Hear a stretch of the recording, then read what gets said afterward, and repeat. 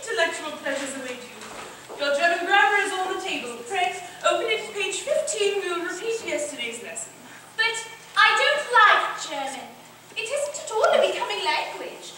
I know perfectly well that I look quite plain after my German lesson. Child, you know how anxious your guardian is that you should improve yourself in every way. He laid particular stress on your German as he was leaving for town yesterday. Indeed, he always lays stress on your German. Dear Uncle Jack is so very serious.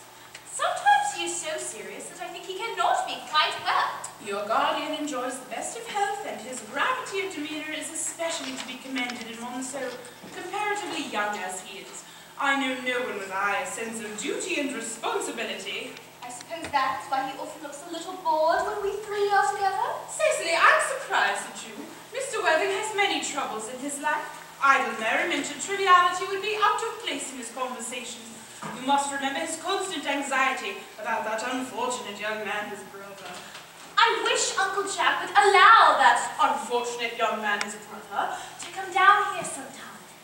We might have a good influence over him. I'm sure you certainly would. You know, German and geology and things of that kind influence a man very much. I'm not sure that even I could produce any effect on a character that, according to his own brother's admission, is irretrievably weak and vacillating. Indeed, I'm not sure that I would desire to reclaim him. I'm not in favor of this modern mania for turning bad people into good people at a moment's notice. As a man sows, so let him reap. You must put away your diary, Cecily. I really don't see why you should keep a diary at all. I keep a diary in order to enter the wonderful secrets of my life. If I didn't write them down, I should probably forget all about them. Memory, my dear Cecily, is the diary that we all carry about with us. Yes, but it usually chronicles things that have never happened and couldn't possibly have happened. I believe memory is responsible for nearly all 3-volume novels that Moody sends us. Do not speak slightingly of the 3-volume novels, Cecily. I wrote one myself in earlier days. Did you really, Miss Prism? How wonderfully clever you are! I hope it did not end happily. I don't like novels that end happily. They depress me so much. The good ended happily, the bad unhappily. That is what fiction means. I suppose so. But it seems very unfair. Was your novel ever published? Alas, no. The manuscript, unfortunately, was abandoned. I use the word in the sense of lost or mislaid. To your work, child, these speculations are profitless. But I see dear Dr. Chasuble coming up through the garden. Dr. Chasuble, this is indeed a pleasure. And how are we this morning? Miss Prism, you are, I trust, well. Miss Prism has just been complaining of a slight headache. I think it would do her so much good to have a short stroll in the park with you, Dr. Chasuble. Cecily, I have not mentioned anything about your headache. Dear Miss Prism, I know, but I felt instinctively that you had a headache. Indeed, I was thinking about that and not my German lesson when the rector came in. I hope, Cecily, you're not inattentive. Oh, I'm afraid I am. That is strange. Were I fortunate enough to be Miss Prism's pupil, I would hang upon her lips. Metaphorically. My metaphor was drawn from bees. Mr. Worthing, I suppose, has not returned to town yet. We do not expect until Monday afternoon. Ah, yes, he usually likes to spend Sundays in London. He's not one of those whose sole aim is enjoyment, well, the Count's an unfortunate young man, his brother seems to be. But I must not disturb Egeria, her pupil, any longer. Egeria? My name is Letitia, Doctor. A classical word, drawn from Hegel, all. I will no doubt see both of you in song. I think, dear Doctor, I will have a stroll with you. I find I have a headache after all, and a walk might do it good. With pleasure, Miss Prism, with pleasure. We might go as far as the schools and back. That would be delightful. Cecily, you will read your political economy in my absence. The chapter on the fall of the rupee you may omit. It is somewhat too sensational. Even these metallic properties have their melodramatic side. Horrid political economy, horrid geography, horrid German. Mr. Ernest Worthing has just driven over from the station. He has brought his luggage with him. Mr. Ernest Worthing, B40 Albany. Uncle Jack's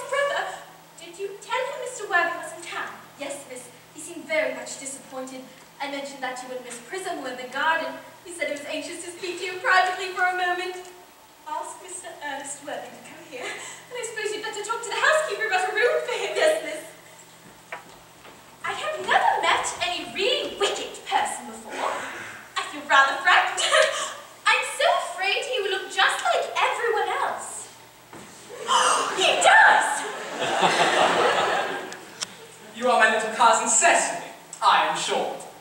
You are under some strange mistake. I am not little. In fact, I believe I am more than usually tall for my age. But I am your cousin Cecily. You, I see from your card, are Uncle Jack's brother, my cousin Ernest, my wicked cousin Ernest.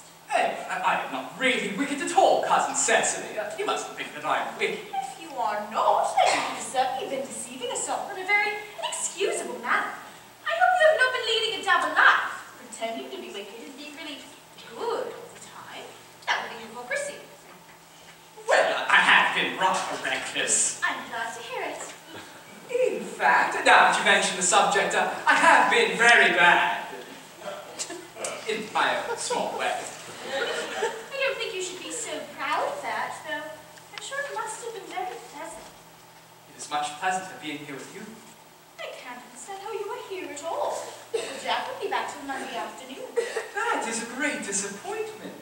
For I am obliged to be up by the first train on Monday morning. I have a business appointment I am anxious to miss.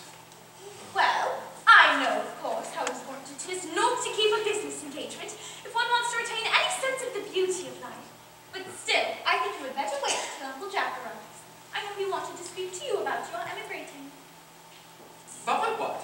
You're emigrating. He's gone up to buy your outfit. I certainly wouldn't let Jack buy my outfit. He has no taste in neckties at all. I don't think you will require neckties. Uncle Jack is sending you to Australia. Australia? I'd sooner die. Well, he said at dinner on Wednesday night that you would have to choose between this world, the next world, and Australia. Well, the accounts I've received of Australia and the next world are particularly encouraging. This world is good enough for me, cousin Cecily. Yes, but are you good enough for it? Oh, I'm afraid I'm not that. That is why I want you to reform me.